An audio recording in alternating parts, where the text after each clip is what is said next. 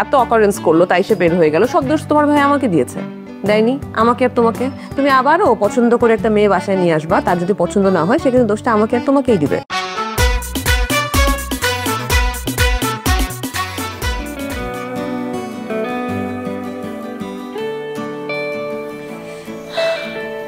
এইভাবে আর কয়দিন এইভাবে আর কয়দিন নাটক করবি? যতদিন পর্যন্ত আমার মৃত্যুটা হবে না ততদিন পর্যন্ত আমি এইভাবে থাকবো। এইভাবে তো তোর মৃত্যু হবে না। আমি আমার চেষ্টাটা করে যাব।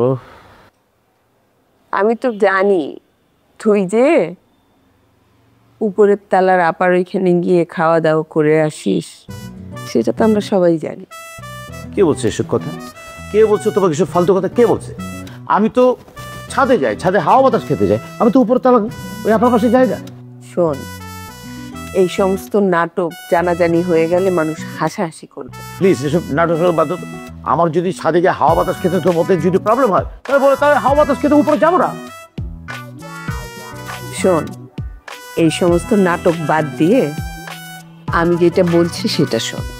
আমি তোর জন্য একটা সুন্দর মেয়ে দেখছি, খুব ভালো ফ্যামিলি, আর আমি তো তোর বড় বোন, তাই না? আমি তো তোর খারাপ চাই না, ভালোই চাই।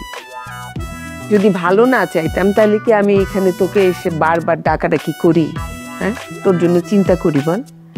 আমি সুন্দর একটা মেয়ে দেখছি, তুই যদি বলিস তাহলে ওর সাথে কথা বলি, বিয়েটা কর। বিয়ে করলে তোর এই সমস্ত হাঙ্গার স্ট্রাইকও করতে হবে না, কোনো রকম নাটকও করতে হবে না, সুন্দর করে সুখী সংসার করতে পারবি। ওই মেয়ের সাথে আমার ঝগড়াও লাগবে না, কোনো ঝামেলাও হবে না, তুই সুন্দর মতো তোর জীবনটা চালিয়ে নিতে পারবি। ঠিক আছে আপা, তুমি তুমি বড় বোন মায়ের মতো, তুমি যেটা ভালো মনে করা দিক সেটা মাথা পেতে দো। ঠিক তো ভেবে বলছিস তো? নাবিলা, আয় নাবিলা, নাবিলা, মা দেখে যায় তোর মামাতে বাড়ি। কিসের রাজি?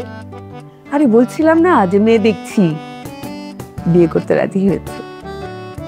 তাতে আমি কি করব? তুই কি করবি মানে? তুই তো সব করবি।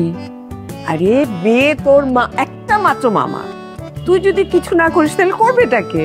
মা, তোর আসলে বয়স হয়ে যাচ্ছে, তুমি সবকিছু ভুলে যাচ্ছ।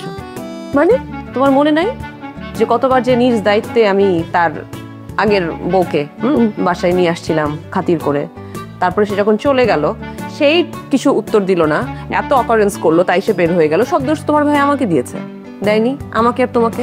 তুমি আবারও পছন্দ করে একটা মেয়ে বাসায় নিয়ে আসবা, তার যদি পছন্দ না হয় সেক্ষেত্রে দোষটা আমাকে আর তোমাকেই দিবে, বলবে যে আমরা ইচ্ছা করে তার ক্ষতি করার জন্য এই কাজটা করেছে। এখন তুমি কি চাও এই এত বড় একটা দায়িত্ব নিতে? আপা বাদ দাও, বাদ দাও। আমি তোমাকে বারবার বলছি, তুমি কেন ওকে জিজ্ঞেস করতেছো? ও কি করে জানে যে আমি যেখানে শতাং হয়ে শুয়েছিলাম, দিনকে দিন, রাতকে দিন, দুপুরকে দিন, কি রাত নাই দিন নাই সবসময় কোনোদিন এসে এসে বলছে মামা কিছু খাবা? একবার দুইবারের বেশি বলছি, তুমি আমার কথা শুনো নাই। কি শুরু নেই? একবার কি দুবার আসছে আপা? যে মেয়ে আমার কোনোদিন কোনো খোঁজ খবর রাখে না, রাখেনি, কোনোদিন রাখবে না, সে মেয়ে আবার আমার জন্য মেয়ে দেবে? আপা তোমাকে আমি সাফ সাফ একটা কথা বলে দিই, তুমি নিজ দায়িত্ব যদি নিতে পারো, বিয়ের দায়িত্ব, আমার বিয়ের দায়িত্ব নিতে পারো, আমার কোনো ভাগ্যের কেউ নেই, আমি সেটা মাথা পেতে দেবো। আমার সোজা হিসাব, তুমি দায়িত্ব নাও, কাউকে দায়িত্ব দিও না, তোমার ডিসিশনটা আমি মেনে নেবো, সোজা হিসাব।